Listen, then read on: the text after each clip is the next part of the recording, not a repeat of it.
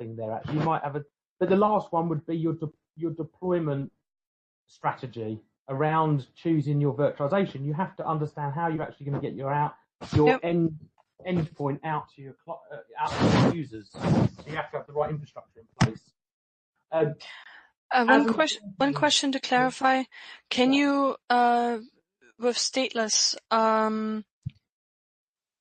the personalization only applies to stateless, right? Yeah. The question of okay. Well, you can apply it on physical, so that it makes it a little bit easier if you was to introduce virtual in the future. It just means, as an example, you could have certain settings come down via AppSense, which is a personalization product.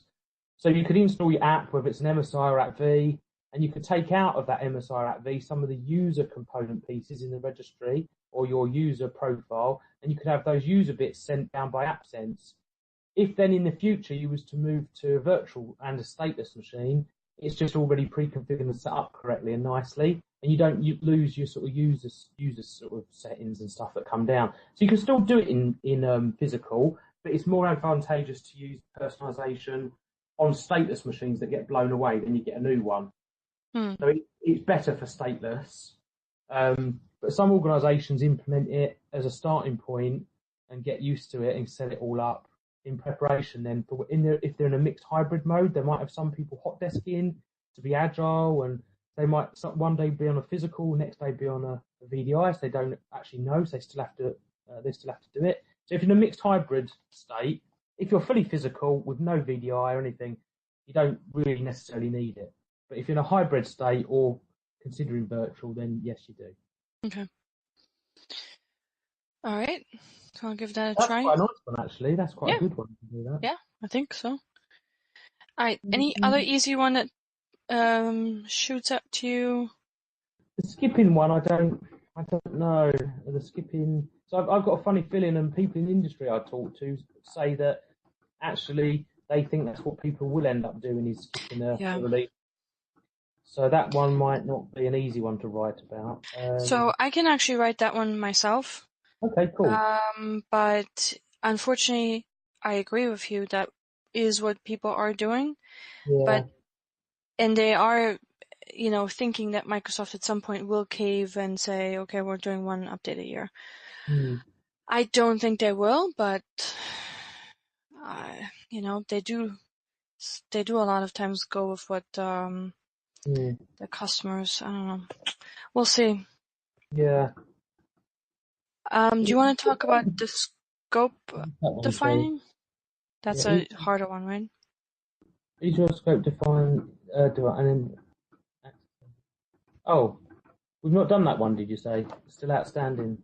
Yeah, we haven't talked about this one. Last time you said you have to write down some bullet points for it. Yeah, I must have not. I might not have actually said it right, because the thing I needed to write down was those links, those things I shared with you earlier, which was more Office related. So, is your scope defined and identified for Windows 10? I can't remember what that one is. So Access Agent, Access App Scan. Well, I really can't remember what that one was now. Alright, so let's do this. Let me get started on these two. Yeah, cool. Maybe the end of next week, if we could hop on for another 30 minutes and bang out some other ones. But at least, and if we have to park this one until it comes back to you, that's totally fine.